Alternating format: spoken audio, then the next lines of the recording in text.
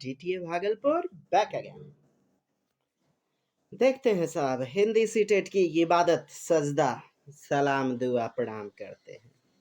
देखें अति महत्वपूर्ण प्रश्नों को। प्रश्न संख्या फर्स्ट है, समावेशी कक्षा inclusive education inclusive classroom John Dewey महोदय की। तो कहता है, समावेशी कक्षा में भाषा शिक्षण सिद्धांतों की अति महत्वपूर्ण विशेषता। 2-3 विकल्प सही हो सकते हैं, लेकिन very very important, more important का चुनाव करना है। भाषा बालक के परिवेश के अनुसार अर्जित की जाती है। हाँ जी, मातृभाषा वगैरह परिवेश के अनुसार अर्जित की जाती है, एक्वायर किया जाता है, एक्विजिशन। समृद्ध वातावरण एनरिच एनवायरनमेंट भाषा सीखने में सहायक होता है। हाँ जी, बहुत दमदार है कि भाषा सीखने में सहायक होता है। क्या? समृद्ध वातावरण। जैसा वातावरण होगा, जैसा माहौल होगा, उस हिसाब से टीचिंग सिद्धांत अति महत्वपूर्ण होगा। बच्चे बेहतरीन ढंग से सीखेंगे। या गलत ढंग से असमृद्ध यदि होगा तो बालक अर्जित भाषा के अनुसार उनके प्रयोग के नियम बनाते हैं। अर्जित भाषा के अनुसार, चलिए लगभग यह भी सही है, लगभग व्याकरण के नियम सीखते हैं। चलिए बी नंबर हमारा काफी दमदार उत्तर होगा। एनरिच एनवायरनमेंट, रिचफुल एनवायरनमेंट सराउंडिंग भाषा सीखने में, अधिगम करने में, लर्निंग करने में लैंग्वेज को काफी हेल्पफुल होता है। यस, दमदार उत्तर। नेक्स्ट प्रश्न संख्या 2, मोंटेसरी के अनुसार, मारिया मोंटेसरी मैडम जी के अनुसार कोची पहले लिखना सिखाइए तब पढ़ना, और जबकि फ्रोबेल महोदय कहते हैं ना ना ना ना, पहले पढ़ना तब लिखना। तो यहाँ बच्चों को पढ़ना सिखाने से पूर्व उन्हें लिखना सिखाया जाना चाहिए। यस, 1 नंबर, बेहतरीन उत्तर। बाकी तो ना।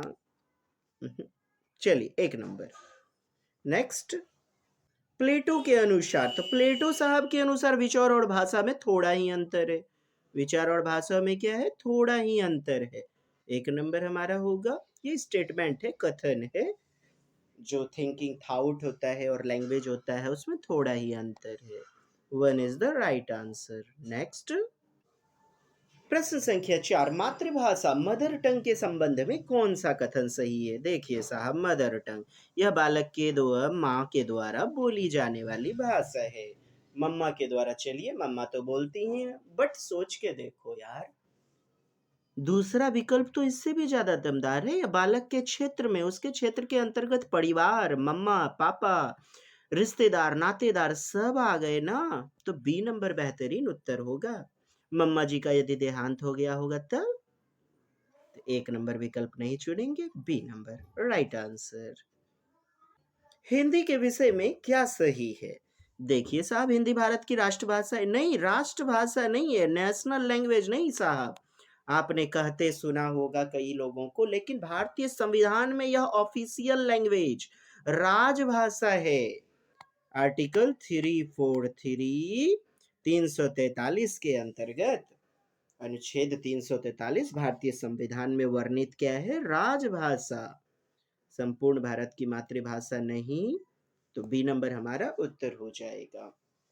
343 के पैरा नंबर 1 क में वर्णित है। 343 के क में, या एक आप कहें, और 343 के 2 में क्या है कि सहायक ऑफिशियल लैंग्वेज अंग्रेजी होगी। AOL, या कहें ओला, जिसे बदल के किया गया ऑफिशियल लैंग्वेज। आर्बिट्री होता है, मध्यस्थता का काम करता है अंग्रेजी। 343 के पैरा नंबर 2 में वर्णित है। तो संविधान के अनुसार राजभाषा साहब बी नंबर का चुनाव करेंगे।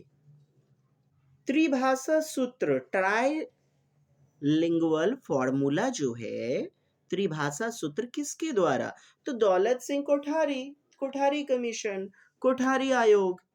कौन नहीं जानते साहब? 1964-66 त्रिभाषा सूत्र। निम्न में कौन सा कथन सही है? Which is the most appropriate, right?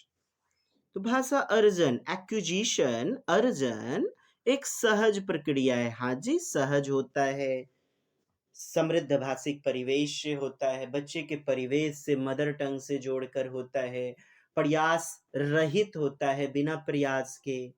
घर परिवार में जो भी चीजें सीख रहे हैं उसका नियम कायदे कानून नहीं होता है, अनौपचारिक प्रक्रिया होता है, नॉन फॉर्मल, प्रयास पूर्ण नहीं होता है। जबकि अधिगम, लर्निंग क्या होता है? प्रयास पूर्ण, पर्पसफुल होता है, अटेम्प्टफुल होता है, प्रयास किए जाते हैं सीखने के लिए। पहली कक्षा में, दूसरी कक्षा में आपने विद्यालय में देखा होगा, भूख लगी है लेकिन फिर भी बैठे हुए प्रयास कर रहे हैं सीखने के लिए। समझ में कॉन्सेप्ट नहीं आ रहा है फिर भी प्रयास कर रहे हैं। आपके चैप्टर में अर्जन, अर्जन और अधिगम। तो अर्जन क्या है? स्वाभाविक प्रक्रिया है, नेचुरल प्रक्रिया है, स्वाभाविक नैसर्गिक प्रक्रिया होती है, नेचुरल होती है। और आपका अधिगम जो कि लर्निंग, अधिगम अर्थात लर्निंग, यह क्या होता है? प्रयास पूर्ण होता है, प्रयास किए जाते हैं, है ना साहब? औपचारिक रूप से, फॉर्मल ढंग से, नियम कायदे कानून के अनुसार, उस दिन के अनुसार ड्रेस कोड पहनना है इत्यादि।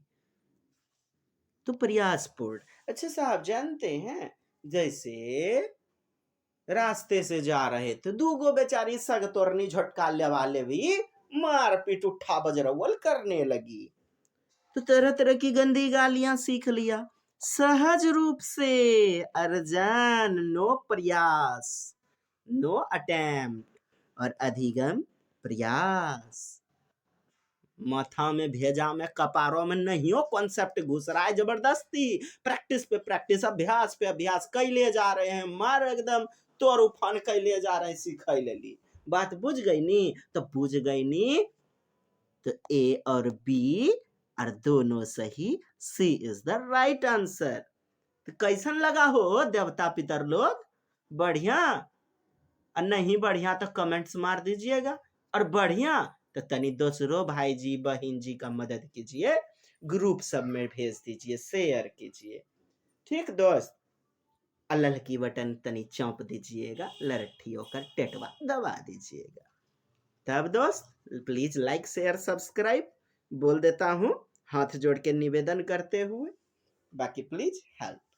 चलिए, जय हिंद, जय भारत, वंदे मातरम।